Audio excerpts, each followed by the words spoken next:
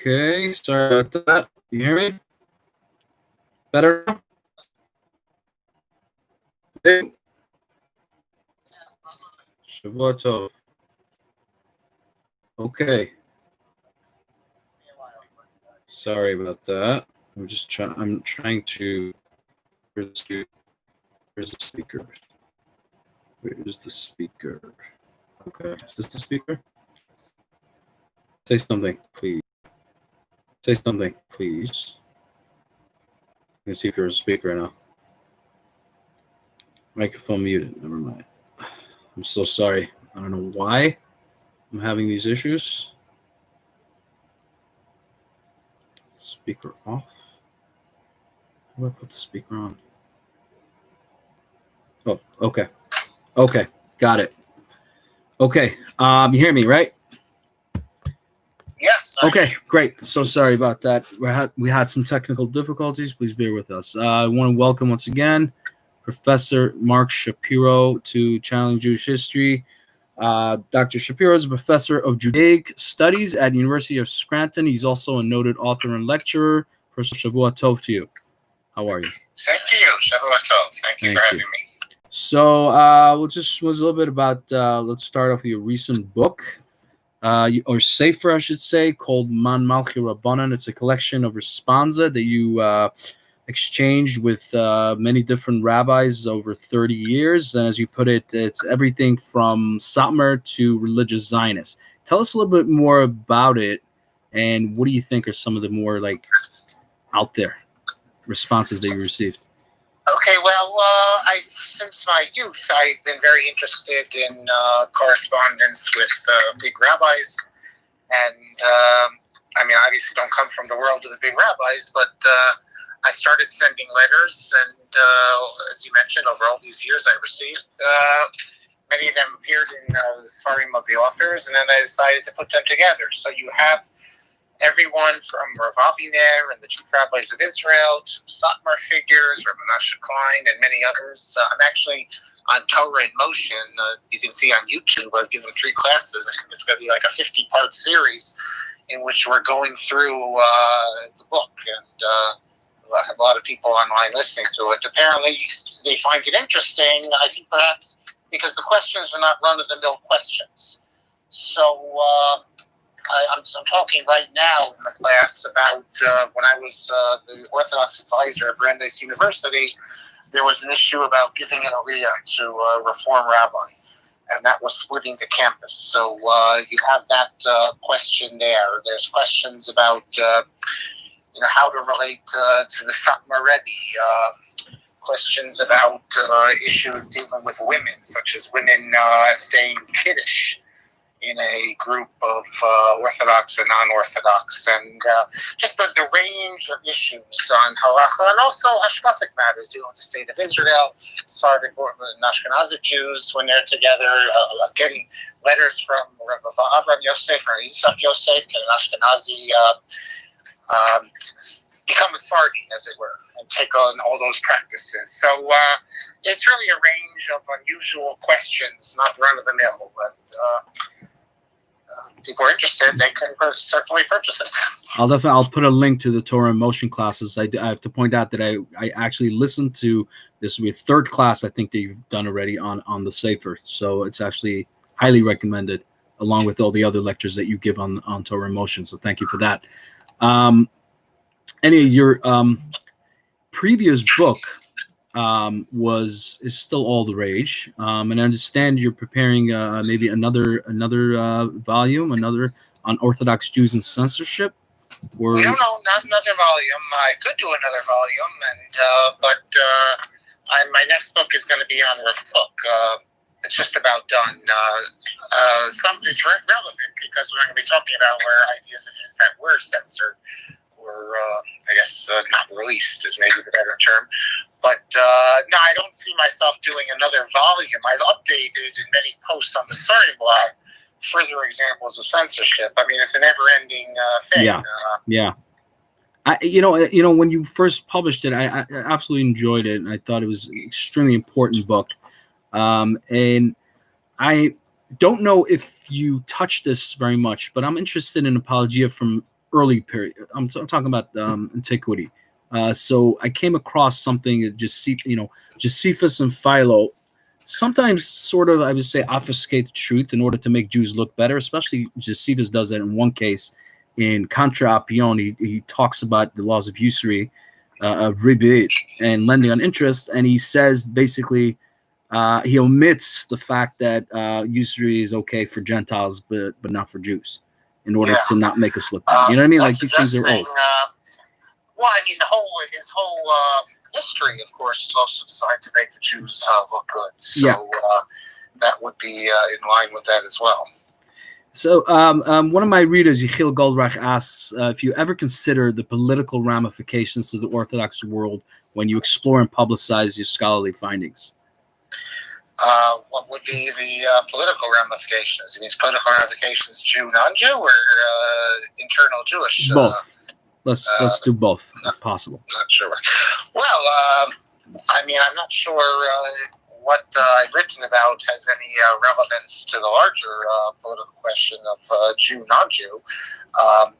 Really, I don't even consider in terms of Jews themselves. I'm just trying to write academic works, which I find interesting, but I'm not sure why revealing the truth would have a negative impact. I would think one thing we've learned in recent years is that these sorts of things actually have a positive impact. You can't keep things under wraps for too long, and eventually they get out, things are bad. Unless we're dealing with extreme cases. So, for instance, I would not be the one, for instance, to write an article, an expose on, let's say Rav Victor Miller and his views of race relations. I don't think that necessarily would be positive. But, if someone were to write it, it's not like this information is hidden. It's out there. And, I don't think you can really tell people not to write about things. At the end of the day, much of the progress we've made in certain areas is precisely because stuff has come out. We never would have been able to tackle, just to give one example, of the sexual abuse problem in yeshivas had we allowed it to remain under wraps. The fact that they exposed it is what helped us finally deal with it. So I know it's painful and often, but that's really, that sort of thing I just mentioned is really more for reporters. I'm writing in an academic mode. When my book, The Limits of Orthodox Theology, came out, I got a letter from someone involved in their Yisrael yeshiva telling me that, actually before the book came out, the article, that I never should have written it because the yeshiva students at Ner Yisrael, many of them were passing around the article, and he said that this is sort of information that should be kept among the elites. On the wraps, yeah. Not let the masses know about it. Now, granted, we're talking about yeshiva students here, not the masses. So I said to him, I'm writing, and I can't help it if your students are reading it. So I don't really... It's one thing not to get up in front of, let's say, a bill, when you're asked to give, let's say, a sermon. Right. And it's a whole group of people there at different levels who start talking about certain ideas that maybe they, as Rav Kook would say, they couldn't, they wouldn't. Rav Kook says that even if something's true, you shouldn't speak about it for people who won't know how to deal with it. But when you're writing an academic work, it's already a self-selected group of people who are going to read it. So my attitude is more of you write the truth and then you let the others deal with it, what to make of it. Having said that, however, that doesn't mean that everything you discover needs to be publicized. I mean, when you write a biography, for instance, you're taking information and including it what you think will tell the story. So if I were to find out, for example, something terrible about someone, I wouldn't necessarily publish it, and because I think you have to look at what's the point. If, let's say, you're dealing with a great rabbi who we're trained to respect, but you find out something that he did was terrible and evil and all that, well, then maybe he's not someone we should respect. On the other hand, if it's talking maybe a youthful thing he did, simply to reveal it in order to destroy the man, I think that's not only improper, I think it would be against Jewish law as well. So I think in all these cases you need to tread carefully. But I'm not even in that. I just publish what appears in books and Seforim and things like that. If people find it shocking sometimes, that's not my issue. It's the fact that they don't know the history, perhaps. Like in the book you mentioned about changing the immutable. Some people were absolutely shocked that there was a time that religious Jews were drinking what would today we call non-kosher, non-Jewish wine. Right. And someone even said, you shouldn't write about this. So I completely reject that notion.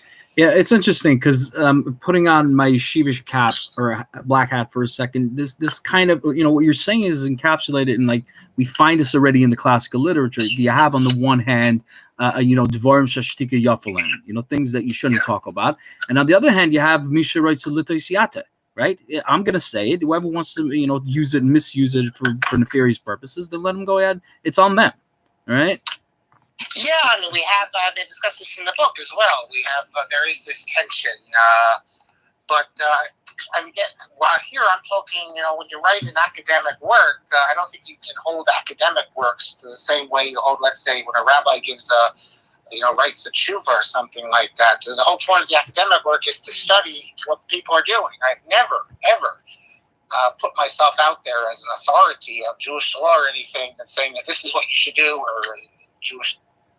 I'm simply studying what the great ones have written about, and it's a sort of censorship the other way, not to talk about people because what they said, because you might say, well, today we don't hold like them. Well, who is we? Right. Who decided who holds and who doesn't hold? Right.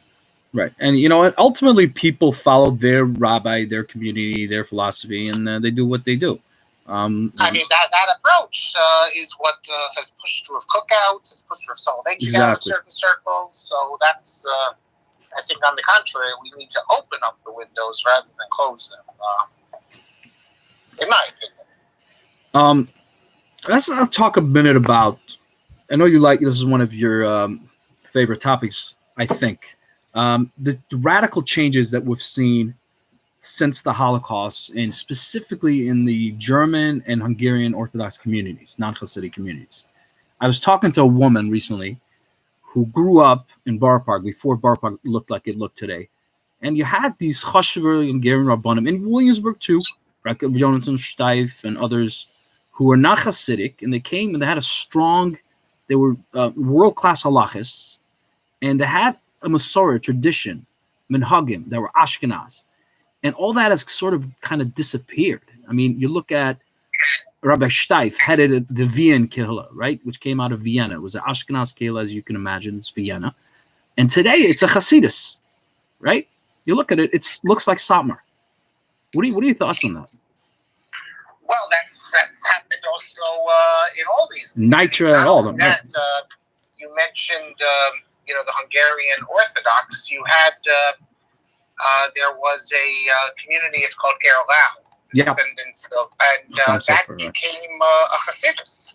There's nothing to do with Hasidus. This is a descendant of the Chasam Sofer, and all of a sudden he becomes an Admor, and it's treated like an Admor. He was the only Admor. Though they still daven Ashkenaz. They still daven Nosach Ashkenaz. That's one of the things they retain. They do minhag, a lot of minhagim. That's the only thing they retained. But it's a sign of the triumph of Hasidus. Papa was not a Hasidus in Hungary. No, it wasn't. Neither was Satmar. Well, Satmar came, already in Europe. He was in Satmar. And, it was only Rabbi Joel Teitelbaum in Satmar. By the way, there was, people don't realize this, there was two Kehillas in Satmar. Satmar was a status quo community. Also. Right. And then you had the Orthodox. So he created a Hasidus there. It's a sign of, for some reason, this Hungarian Chasam Sofer Orthodoxy was not able to hold on, and it lost out to the Hasidic world.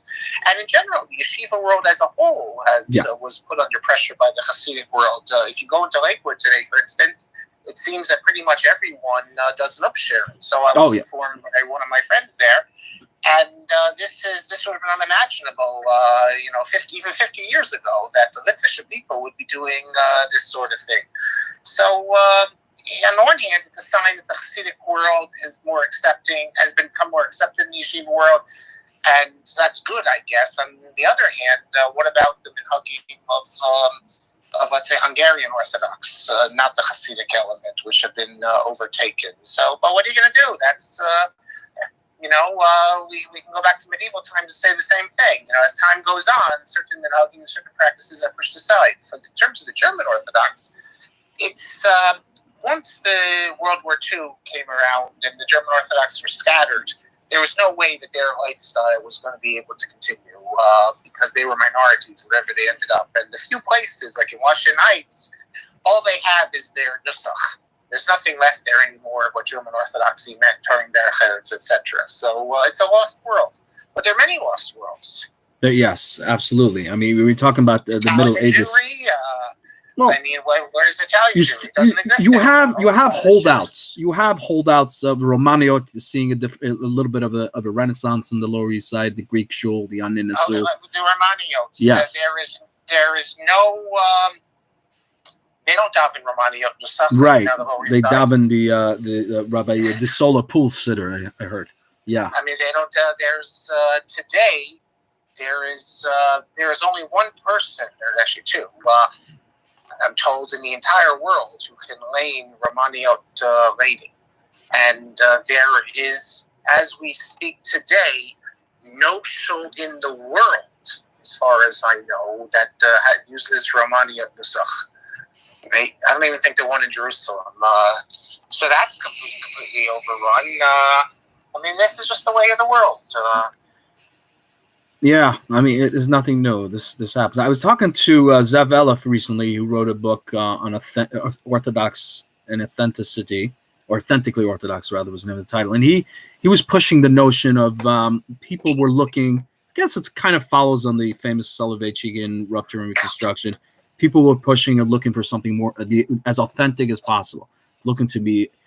So, and the Samuel Heilemann, of course, coined the term sliding to the right. Although he also pointed out that on many things we slid to the left. We, as in Orthodox community, both the Hasidim, the Haredim.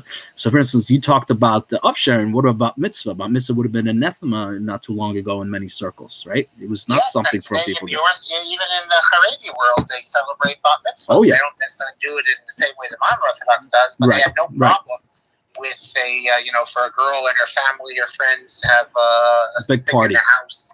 Sure. Yeah, it goes both ways. There's plenty of examples of things that we do that, according to the Shulchan Aruch, should not be done, and plenty of examples of things we don't do that could be done according to the Shulchan Aruch. So there's each community develops a certain way. In fact, this idea that the Hungarian, they're always extremists. Mm-hmm. There are many areas where the Hungarians were quite liberal. Absolutely. In halacha. Yes.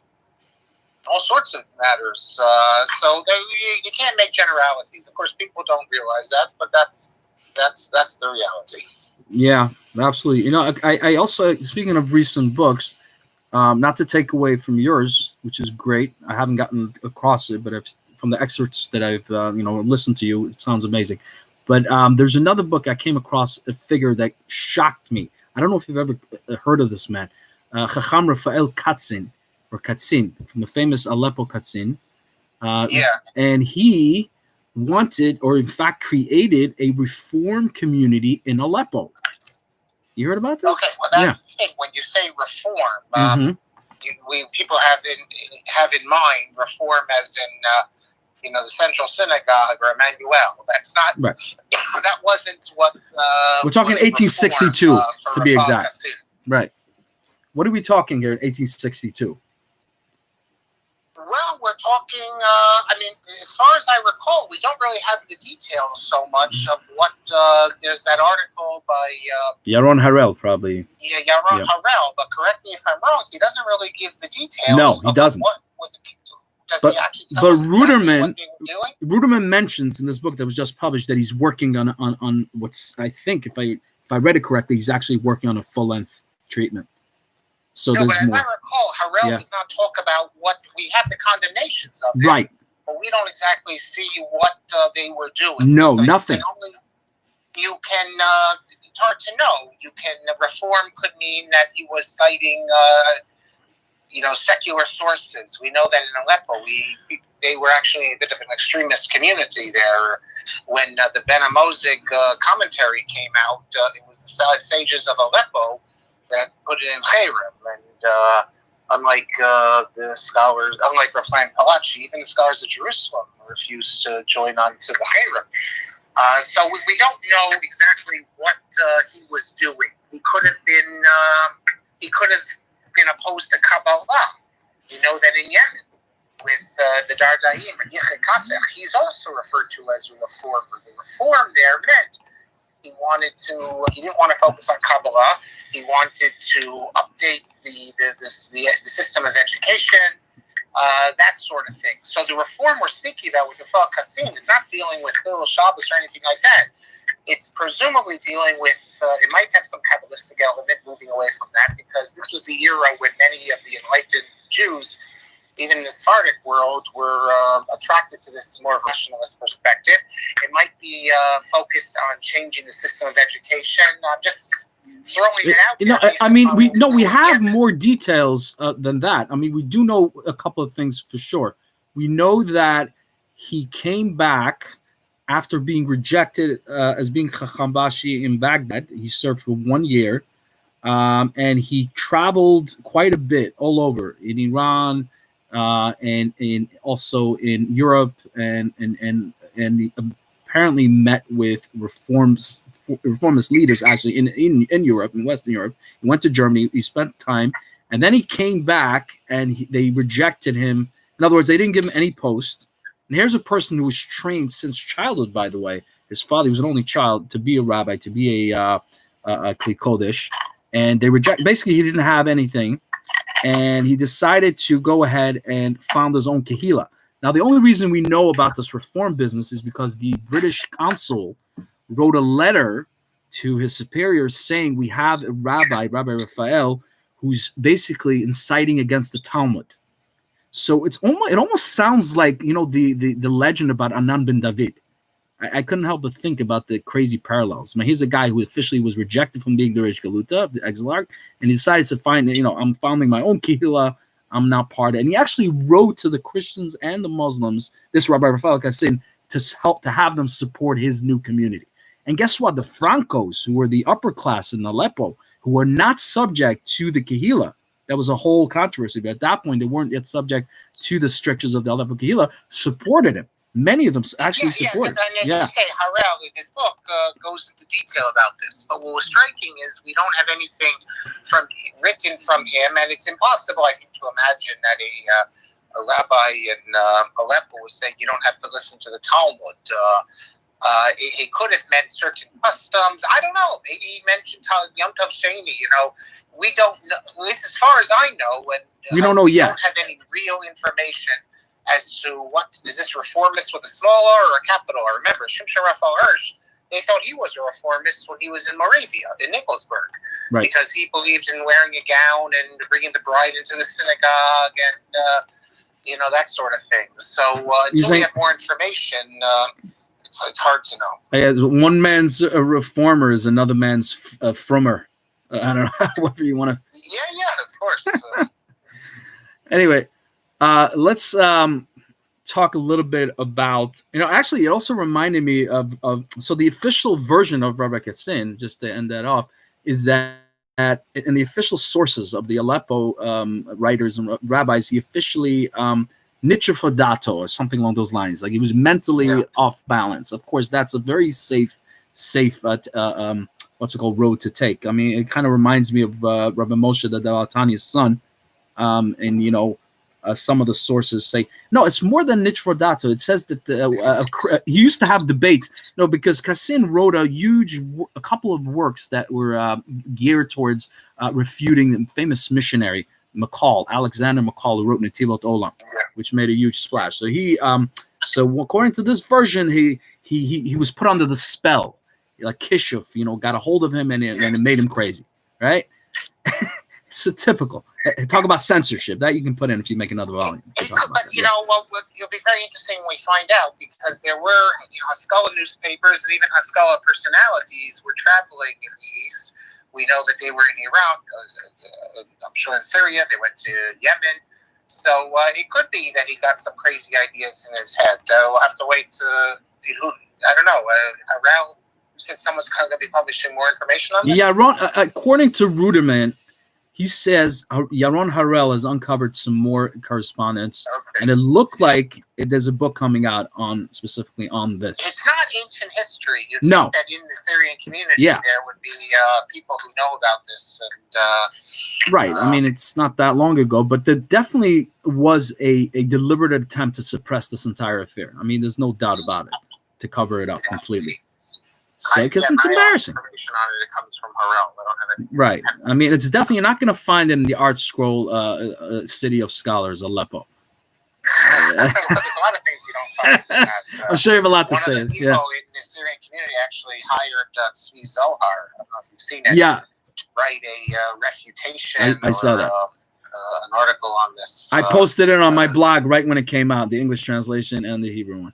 Yeah. It was years ago already. I mean, not that long ago, but it's quite a while ago. Yeah, that's another interesting topic to talk about some other time, perhaps.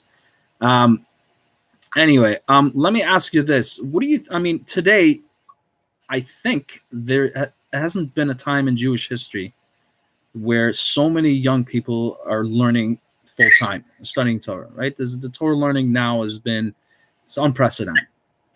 At least arguably, right? Not only that, there never wasn't even an ideal for this. There never was a thought that young people should be learning Torah like this. Torah study was an elite thing. Not for the masses. Not even in the times of the Mishnah and beforehand? Okay, so you're taking back to those days. Yeah, let's go all the way back. I'm talking about the idea was that you'd go to Cheder a little bit, and then you'd go off to work. People started working at 13, 14 years old. When did they have a chance? Absolutely. It's very interesting, and it creates all sorts of issues because the Talmud is a work that, in many respects, was designed for the elites, not for the masses. But you are correct that it's we've never had as much Torah study. You have more Torah study going on in one city, B'nai Brak, let's say, or Lakewood, than all the great yeshivas of Eastern Europe put together before the war. So here's a question that is maybe difficult to answer completely objectively, rather, and the question is it ma'at hakamut? I'm sorry, ma'at ha'echut rab hakamut. Yes, lots of quantity, but much less quality. What do you think of that? There is some truth to that. I mean, on one hand, you put in a lot of people, a lot of quantity, you'll get the quality. But we already had, it's very interesting because there's a correspondence between Rav Kook and Yitzhak Halevi, the author of Doros Rishonim. Yeah. Doros Rishonim had a question, and it's everyone's question. Nachum Friedman has an article on this. He had this community in Eretz Yisrael where they didn't work. I'm talking about the Ashkenazi. In fact, they had a philosophy that you're not supposed to work. You're supposed to be supported. They had the kollel system, not the kollel we think of today, but as it was associated with cities. And yet, despite the fact that all these people, all they were doing was learning day and night, you don't have any high-quality Torah scholars coming out of there. And whenever they needed a chief rabbi, they had to go to Europe to bring in these people. So why not? Why isn't it that you think if they were just learning all day, all these people, that's all they did, they would have been able to produce? And Menachem Friedman, in one of his famous articles, develops, I think it's in the Katz Schrift, develops the idea that in order to achieve greatness, you need to have a system where you have the masses and you have elites who know that they can rise to the top. When everyone is doing the same thing, when everyone is learning, then it's no longer a system of excellence. You're not striving for excellence. Everyone's just learning, and you don't get excellence. The only way you get excellence is when you have a system that only the few, the top, are pushed into it, and that so you have a place like a Volozhin or a Mir. This is maybe one person in every 5 towns could go there, and they have a sense that they are the top, the cream of the crop, and that'll produce excellence. So it's true we have more people studying than ever before, but you can't say that at the top they're any greater than it was in previous years. On the contrary, it's even less. But you do have more people. So that presumably has to be viewed positively. But don't expect, because you have more people, you could take a yeshiva like Punavesh, you could have thousands of people there. You give me a place like Amali Adumim in Israel, where you have much, much less. And yet, man for man, the top there at Amali Adumim equal, without question, maybe even surpass the best at Punavesh. Because everyone at Amali Adumim, let's say your Har Etzion, they're not there because they have to be there. They're not there as a draft dodge. They're not there because they have nothing else to do with their life, and they're there because they want to be there, and they know that it's only a temporary thing. It's not a lifestyle, and therefore they take it much more seriously. And so, man for man, the top of the religious Zionist yeshiva are equal to the top of the Haredi yeshiva for that reason. Of course, if I had a Haredi representative, he would disagree with you, but that's why I said it's hard to be objective about these things because... I don't know if he disagreed with me. I mean, I'm upon of his representative? Come on. Privately or publicly, but I'll repeat what I said. Man for man. If you look at the Dayanim exams, it shows that this just came out because Rav Yitzhak Yosef attacked the religious Zionist high schools a couple weeks ago. So one of the responses to him was that if you look at the Dayanos exams, the people with the highest scores are coming out of the religious Zionist world. And granted, if you take, there's many more people who know a lot of things in the Haredi world because for them it's everyone's in yeshivas. But if you take the best in the religious Zionist world are the equal, if not even surpassing, in the Haredi world. And it could be for the reason that Friedman set out that when it's not a lifestyle thing, when it's a choice you make, then it's, you strive for greatness in a way that you don't feel it when everyone is doing the same thing. Right. It's definitely a great point. Now let's talk about, the pedagogy, like what are they learning and how are they learning? So aside from Zilberman, which is completely unique, and for some reason it never caught on. Why is that? Why do you say for some reason? Why should it have ever caught on? All of a sudden, he comes around and wants to change the Masorah of how people have been learning for hundreds of years. So why should it catch on? Rabbi Zilberman is coming out of the same Haredi kind of Weltanschauung, no? I mean, how is he different? No, not really. I mean, sort of. I wouldn't say he's not a religious Zionist. No, he's not. It's not classic Haredi. No, but he wants to change the curriculum. So, but that's not the way that world works. What's wrong? You have to answer what's wrong with the curriculum that produced Chaim Ozer Brzezinski. That produced all the Gedolim, Ramosha Feinstein, and go down the list. What was wrong with their curriculum? So it's hard for a Haredi person, I think, to answer that. What about? You could say, well, the Sephardic curriculum is better. We should try focus on Tanakh and Maharal, right, what he said. Right. But at the end of the day, there's a curriculum that's been going on for hundreds of years, and it actually seems to work when it comes to producing elites. It might not be a good curriculum for the average person. The average person doesn't want to spend his time on Tosfos and Bava Metzia. Maybe for these, but this is like a relatively new thing that the masses would do this. But right. As a system to develop elites, the Lithuanian Torah system, I think the proof is in the pudding. It did succeed. But I never understood this Zilberman thing. I never was attracted to it. Okay, I mean, to be fair, it's sort of new, and we haven't yet seen the long-term results. Torah for that part of the world. Which brings me, by the way, something I wanted to ask you. We briefly discussed it before. The Chassam Sofer was adamant about Orthodox rabbis not fraternizing and not having anything to do with any non-Orthodox clergy. Is that correct? Well, I mean, they didn't really have non-Orthodox clergy in the Chassam Sofer's day.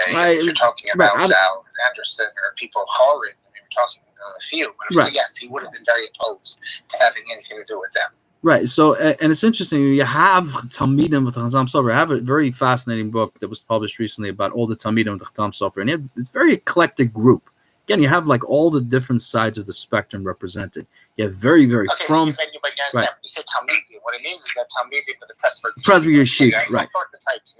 With some of them, with many of them being actual Talmidim of the Chassam Sofer himself. So what does that mean in a Talmud? It means you listen to a shiur of his. But I don't know how it works. So I don't know. Just like out of every yeshiva, you had people who went different directions. Including Pressburg. Many from Pressburg, actually. Kaufman Cohen was in Pressburg. Yeah. It's fascinating. I mean, you really chose a very extreme example. I was going to talk about Bernard Illowy, who was Bernard Illowy, but he's like a German Orthodox Jew. So he went to Pressburg. Don't forget, Pressburg was a German-speaking by the mid-19th century. It was German-speaking, and they dressed Western. Right. it was German speaking, and it was Ashkenaz, and almost. I mean, he himself. And he mentions the Chasam Sofer actually in his book. He calls him Mori Varabi or something like that. So yeah. Yeah. So I mean, you chose Kaf and Kal. I was going to ask about. Actually, I think I'm wrong about Kaufman Kahler. Now that I think about it, I thought he studied in Pressburg, but maybe not. Maybe I know under Hirsch, but there's another reformer who studied in Pressburg. So I didn't. I know for sure that there was definitely at least one who definitely studied in Pressburg. So maybe it wasn't him. Okay. I don't think it's Kohler. I think he was with Hirsch. There was one. Okay.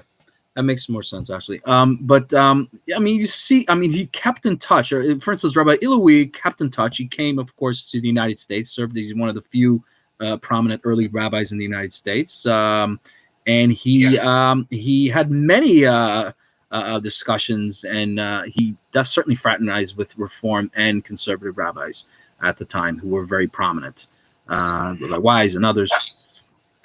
And thought in America, the Orthodox were so small then that you have to do what you need to do. The Chasam Sofer had a son-in-law named the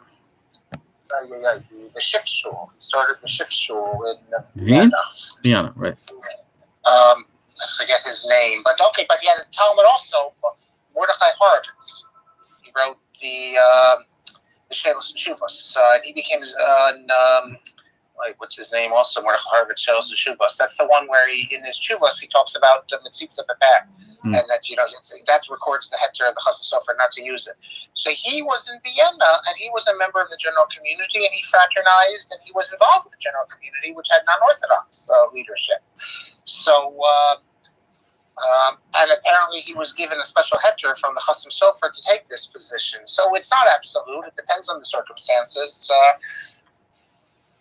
Yeah, I mean, and you talked about Hungarian Orthodox. I mean, you have such a range there. I mean, you have the Hirschian leaders of the Hirschian community, Rabbi Breuer, the son-in-law of Hirsch, who was born in Hungary, Papa, right? Or Papa, as it's known today, which is can't get more Hasidic than that. Can't get more Hasidic than Papa. Right? Yeah, so there was a split in in Hungary. I mean, Israel Hildesheimer was in Hungary. Yes. And he created a rabbinical seminary there. Not a rabbinical seminary there. That came later. It was because they weren't training rabbis per se, but it was a school with secular studies. Some of the Gedolim, Yehuda Asod sent his son there and others, but the extremists made it so difficult he had to leave Hungary. So here, but the same Israel Hildesheimer was asked to become second rabbi in Pressburg under the Kasav Sofer.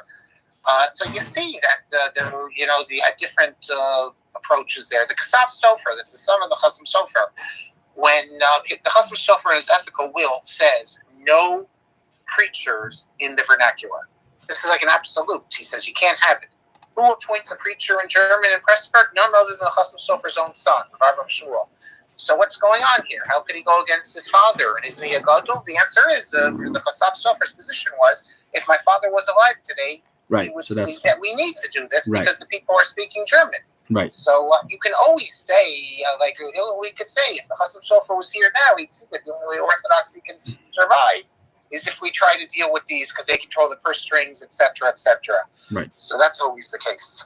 It's interesting when we talk about the Zilberman method, specifically Tanakh. So unfortunately, I think most Haredi yeshivas, most yeshiva students have very little familiarity with the Tanakh. The old joke: a guy comes and he reads a book, a sefer, and his chavrusa asks him, "What are you reading over there?" He says, "I don't know. It's amazing. It has all the quotes from the Gemara."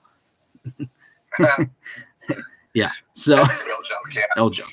So, by the way, I said before Mordechai Horowitz, I meant Elazar Horowitz. He's the famous Talmud of the Yad Elazar. Yeah. Right. Okay, go on. So, I mean, the study of Tanakh specifically, I mean, and you have, with the advent of a scholar, you have Reb Shlomo Kluger, and you mentioned this in your book on censorship, who basically dissuaded or even prohibited studying Tanakh in yeshivas, right? Yeah. In general, he didn't believe you should. He thought it could lead you into the web of heresy. It could lead you to heresy, right? Which is, when you think about it, wow, really? You can't study Tanakh because the Maskilim decided to deal with Tanakh, so therefore it becomes off limits. I mean, it's kind of like mind blowing. And in the end, I mean, you have, you remember, we used to have a Baba, used to be able to give sacrifice, but then the heritage, the idolaters did it. So okay, that's they were that's very interesting. worried about being brought being led over into Haskalah, like no different in banning study of Mor Nevuchim today. Okay, I hear that. It's fun. It's interesting. I came across the Tzavah of Rabbi Yaakov Melissa, Jacob Loberbaum, where he actually tells his sons, you have to study, make sure you make time every day to have a regular study period of Tanakh and Mishnah. Although he says, the Gemara already says that it has shlish of everything, right? You don't have to worry about, the Gemara already is a blend of everything, Tanakh and Mishnah. He says, no, make sure you make extra time to, and he's a major halachist, right? So obviously you have different points of view represented. Explains why we don't devote ourselves, to divide the day like the Gemara says you're supposed to. They say because the Talmud Bavli has everything in it. Right. There's no question that this fear of Haskalah and stop studying not just of Tanakh but of Dikduk and all sorts of things had negative consequences, in that the Ashkenazi curriculum was so narrow that they were lacking in areas. So from my standpoint, obviously, it would be a good thing to bring it back. The Sephardim had a much more wholesome, wide-ranging curriculum. Yes. But I understand why in the Haredi world, especially, there would be pushback on this, because at the end of the day, the great yeshivas, the East European yeshivas, showed that they could produce great Talmidei Chachamim, great poskim. We're not saying that they understand Dikduk and the Tanakh, but at the end of the day, from the Haredi world, those topics are not as important. Right. So the question is, can you have it all? But before I want to get to that, it's interesting. Recently, Adam Teller wrote a book about the Khmelnytsky massacres, and he briefly touched on how Jews from the Khmelnytsky massacres escaped to Turkey, and they were jealous. They were envious of the way they were educating their children, with Tanakh and everything else that they weren't familiar with back in Poland. The Pri Megadim talks about this. Chacham Tzvi, of course, famously talks about all this. Like in Chacham Tzvi mentioned when he comes to Amsterdam and he sees how all the kids know Tanakh backwards and forwards. So the question is, can you have it all? Can you have a committed Orthodox group that does study Tanakh, and at the same time, can go through a Reb Chaim or Reb Kiva and all that? Of course you can. 100% you can, but in those communities things work slowly, and once it's already become part of Masorah, it becomes very, very difficult to change it. But obviously you can. They used to, and the greats did. There are many greats, even in the yeshiva world. They were Orthodox, who did become. Rav Yaakov Kamenetsky, for instance, is an expert in Tanakh. He's an expert in Dikduk. It's hard, though, to change the curriculum, the way it's set up. Instead, it has to be an independent thing. They have a tradition of how to educate their children, and they're not going to change it because there's no maskilim anymore. Right. So, ironically, I guess, Sama Rebbe, Rabbi Joel Teitelbaum, I heard, I don't know, it's probably mentioned somewhere, actually wanted to reintroduce a lot of Tanakh, at least in the elementary and middle schools, because he said that once there was a problem with maskilim, today we don't have to worry about that anymore. So he wanted actually. You ever heard of it? You ever come across something like that? No, I haven't heard that, but Hasidim are not bound by the same things that the non-Hasidim are. And in general, in the Hasidic world, the idea of producing Gedolei Yisrael, that's not the be-all and end-all. In the Lithuanian world, Rav Dessner has his famous letter where he says explicitly that we're only interested in producing the Gedolei Yisrael. So you might think, well, what about everyone else? Shouldn't they know Tanakh and everything? And his attitude is that everything is sacrificed to produce the Gedolei Yisrael. That's never been a Hasidic way. Right. In many ways, like you said, the Hungarian or the Hasidim, and both, in some ways, are much more liberal and maybe open-minded, I dare say, on many issues. Yeah, I mean, from a Hasidic perspective, the idea that you send a woman out and she has to work and support the man. What about Kol Kavod Avas Melech B'nima? I mean, the idea. I mean, that's you could say that that's an entire shifting of a traditional Jewish value, that the woman is supposed to be more in the home, and yet in the Litvisha world, they threw out a basic tznius value. At least that was the criticism from the Hasidim of the Litvisha world, forcing the woman to go out to work. So in many ways, you can't predict from the outside. Hasidim are much more liberal in certain areas than people realize. Yeah, it's definitely. I mean, also talk about Zionism for a minute. The acceptance of religious Zionism. A lot of Hasidim were basically religious Zionists. Some still are. You had, for example, the Rizhin branch Hasidim, and others who were, and you had among the masses of the Hasidim, you had a lot of religious Zionists. You even had people who would go against the Rebbe's. Yes. But the fact is, you had the same thing. I'm talking about Polish Hasidim. Hungary already is a bit different, but you had it in the Litvish world also. All the Litvish yeshivas were full of religious Zionists, even if the Rosh Yeshiva worked. It's a good lesson, right? That people today should bear in mind that just because your Rosh Yeshiva says something doesn't mean you have to listen to it. Ooh, those are. This has been. I have to put a disclaimer on this video. That especially a Litvish yeshiva bacher, they had their own minds. Yes. You've seen most clearly, by the way, when the new yeshiva decided to go to Shanghai. It wasn't the Rosh Yeshiva. The Rosh Yeshiva wanted to listen to what Rav Chaim Moser and the rest of them said, not to leave. There was a rebellion by the Talmidim that we should go. So you have to keep an open mind, and whenever a religious Zionist figure would come to a city in Europe where there was a yeshiva, you always had yeshiva students breaking with the Rosh Yeshiva, who always said you can't go listen to him. They would always go listen. And the religious Zionist Mizrahi movement was full of Poli Aguda. So that's something, and it continues to this day. If you look at the voting patterns in Haredi cities, you would think they'd all be Yadus HaTorah down the list. Right. It's not. No. You have, they're voting for all the parties. So what that shows you is that in the Haredi world, the most Haredi sections, people were voting their own mind. They're voting for Likud. They're voting for everything. Not going, and that's the way it should be, because it's the rabbi's, Rosh Yeshiva's job, and the Gedolim's job to try to push people in one way, and then it's the pious Jews to do what they've always done. Remember, the Gemara speaks about a gezerish and sibur lo yachol lamod. Right. We've made them the Rosh Yeshiva, we've made them the Gedolim, but that doesn't mean that we, the Hamonam, all of a sudden give up our thinking. That we have, there's a dialectic here between the leadership and the masses. And the Hasidic world knows this as well. I once asked someone in Satmar, actually, what would happen? You think Hasidim have this reputation that whatever the Rebbe says they have to listen to. So what would happen tomorrow if the Satmar Rebbe, even Rabbi Yoel, let's say, would get up and say, I had a dream, or I come to a new insight that now we should say Hallel on Yom HaSmot. Do you think they would listen? No. So I said, and he explained to me that the Rebbe only has limited room to move because he's also controlled by his Hasidim. And it's the same in the Litvish world. If El Yoshev would have come out one day and said, we should now start saying Hallel Yom HaSmut, would they listen? Would they care about Das Torah? No. Then they throw him out. Because even the Gedolim can only work within limits of what the masses allow them.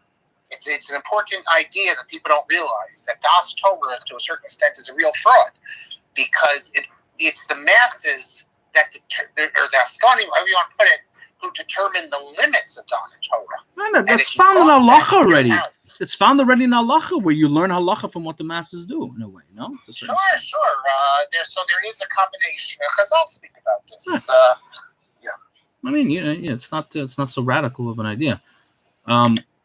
Right. And the Rabbanim recognize this. They understand that, you have to, just as a mitzvah to say what they'll listen to, there's a mitzvah not to say what they won't listen to. And we're not talking about irreligious people. We're talking about pious people. But we too have a say in how the halacha is developed and how we respond to it, especially in hashkafa as well. Right. And also, I mean, the Gedolim themselves, their hashkafas develop and change sometimes drastically over time. I can't help but think back to your magnum opus on Rabbi Weinberg. And he had some radical ideas and some interesting ideas that he just did a complete 180 on, right? Sure, it happens a lot. And also, again, remember, Moshe Feinstein has this interview in which it's a New York Times. They did a whole piece on responsa. He was asked, how does one become a gadol? Right. And he said as follows, that he's really speaking about himself. You give an answer, they like the answer, they come back, they ask more questions. So it's the people who determine who the Gedoli are. Who can be an unbelievable Talmud Chacham and not become a Gadol. And there were many. A lot of that has to do with how we think if the person's a tzaddik. It's not just what he knows. He's tzaddik. And clearly no one who's, let's say, Neturei Karta in our circles, we're thinking he's going to Iran and things like that, he can know Shas backwards and forwards. Right. He's not going to be considered a Gadol. So, Hakol Tolud B'Mazel.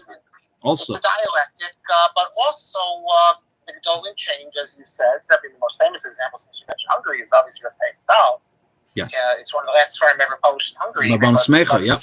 Yep. But you have it the other way as well. You had people who were Zionist, who then went and became anti-Zionist. You had people who were German Orthodox, who then, getting back to the Hungary, the Shaprona Rav was a German Orthodox rabbi who got a PhD and then became Satmar. And we have from the other side. So anyone who doesn't change, whose ideas don't develop, it shows that they're not really studying, because you're going to have everyone changes unless you're sitting still.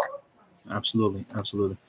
A couple of miscellaneous questions from my readers. Avram Kass asks, have you noticed a trend, particularly in Israel, that some men, after studying yeshiva for many years, are entering Bar Ilan to obtain advanced degrees, including PhDs in Jewish studies?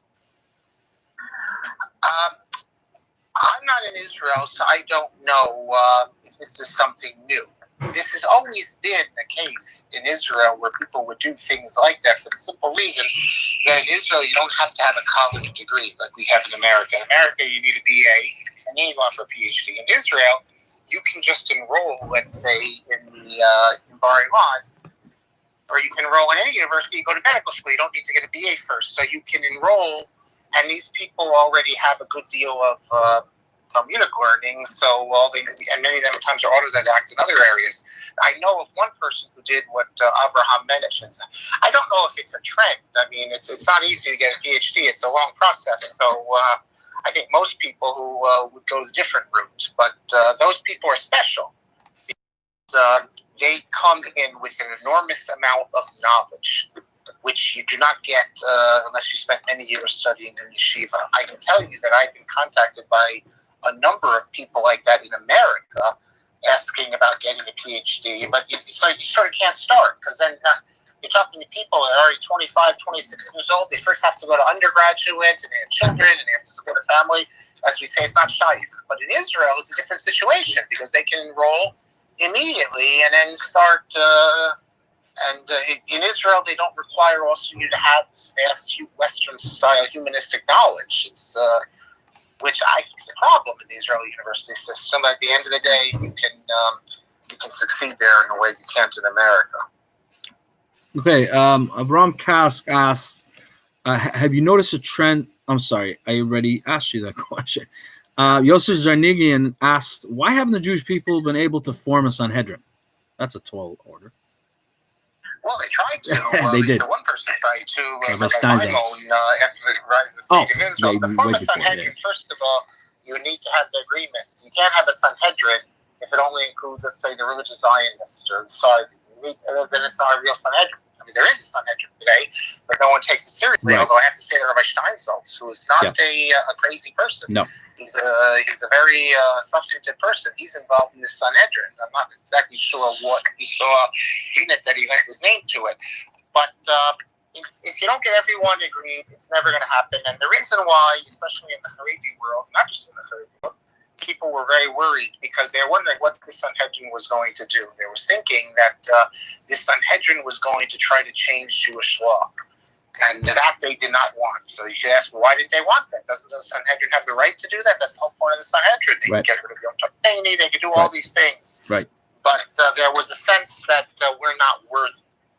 And that despite what the Rambam says, until the Messianic era, we're not worthy to have a Sanhedrin. So it's really a non-starter. You can't have a Sanhedrin, because unless you have a uniformity, we don't want a situation where, for example, one group gets rid of Yom Tov Sheni or some other things. We can count women. A woman can become a witness at a wedding, because that's derived from a drasha, that we don't have a woman as. So a new Sanhedrin doesn't even have to be greater than the previous one. They can simply give a different drasha. And they could do all these things, and we wouldn't want to have a situation where Jewish community is functioning in different ways. So it's good not to have a Sanhedrin. Not to mention the fact, let's say we do have a Sanhedrin, and you don't like the rabbis on it, and they start issuing rulings that we find problematic. Today we could say, well, I go like my rabbi. And you basically do what you want. You find a rabbi that suits you. But let's say there's a Sanhedrin, and they bind all of us. Maybe it's better the way we are now until the Messianic era. Right. It's interesting, though. You had some people who, very unlikely participants in this new Sanhedrin, like Rabbi Moshe Halberstam from the Eida Haredis. That I don't understand. Was he senile or something at the end? It boggles the mind how a Eida Haredi rabbi would give his imprimatur to something which is so identified with right-wing religious Zionism to a large extent. But they didn't want also that to the rabbi. He's written like 1,000 books, 100 books, I should say. He works for Devar Yerushalayim. Yoel Schwartz. Yoel Schwartz, also a reputable person. And, yes. He's more affiliated also. Isn't he affiliated with the Nachal Haredi also? Yeah, we're dealing with competent, reputable people. We're not dealing with crazy people. But that's right. Rabbi Steinsaltz, he was like the Yoshev Rosh of the Sanhedrin. So there must be something I'm missing about what's behind all this. Be it as it may, it never really worked out. I mean, it's still there, but nobody, like you said, takes it seriously. We haven't heard from them in a long time either. Yeah, and they quickly identified themselves with right-wing Israeli political positions. Right. Well, you can't be apolitical, if you're in Israel, no matter what. It's almost impossible. If you're in such a country where politics just, informs your every step. It has to. Yeah. So what do you think, by the way, about Machon Shiloh, very out-of-the-box rabbi, Rabbi Reuven Bar Chaim? Ever heard of him? David Bar Chaim. I'm sorry, David Bar Chaim. Yeah. I don't know him personally, but I know his work. What do you think of his work? What do you think of his work, of his mission? Well, he's sort of like the Sanhedrin question, that he wants an Eretz Yisrael Judaism, that everyone knows we're going to have an Eretz Yisrael Judaism. The question is, when are we going to have it? Most people assume, like in a Messianic era, that we can't rewrite our Judaism now. What does that mean? Get rid of the Shulchan Aruch to a certain extent, to get rid of the Rambam for certain circumstances, return to the Talmud Yerushalmi. Whatever he wants to do, it might make sense to a certain degree, but without any uniformity, you just create a break in the Jewish people, because you have one group doing one thing and the rest of us doing that. Yeah, but isn't that happening already? I mean, we haven't been this fractured, I think, since ever. Also, and that's the other side. Yeah, but for example, take Kitnios. Simply right. I was going to bring that up. Go ahead. Kitnios, but it goes much further than that. It seems to me that we're too soon for this, and I don't know. I find it interesting. It's novel, and it's refreshing to see people talking about these things. So it's legitimate. He's also tied in with really right-wing political positions very, as well. So very. Obviously, if you don't hold those positions, you're going to be alienated. The question is do we believe in such a concept that before the Messianic era that we need an Eretz Yisrael type of Judaism in which Jewish law is decided differently? Many people are sympathetic to that. I mean, when Israel, the way the Shulchan Aruch is written, for instance, on the assumption that the Jews are a minority. Just take Shabbos. There's always a guy that you can get to help you on something. Right. You never even imagine the possibility that you could have a town, let's say, where there's no non-Jews. Then how do you do certain things? Right. What about an army, a police force? So obviously, to a certain extent, we need an Eretz Yisrael halacha. But does this mean then that we can, really rewrite it, or do we have to work within the system? I think David Bar Chaim is too radical for most people's tastes, but he knows an enormous amount, and he's very articulate. Yeah. What I found interesting was that he talked about Kitniot having been introduced in Ashkenaz as a result of influence by Karaites, which I don't know if he knew. That's not true. That comes out with Bassam and Rosh, right? Yeah. But I don't know if he knew that he was quoting the Bassam and Rosh. I don't know, but that's not true. That's definitely not true. But I don't even know if he knew that he was quoting someone Rosh, and I think he would believe that it's a forgery, right? I don't He think would. I don't know. I just think he's throwing that out because he doesn't like kidney. Yeah, he doesn't. That's His original stuff about it did mention that, as far as I know. It's his idea is to return to Eretz Yisrael so we can get rid of the old minhagim that were in Chutz La'aretz, which are not really basic to the law. Yeah.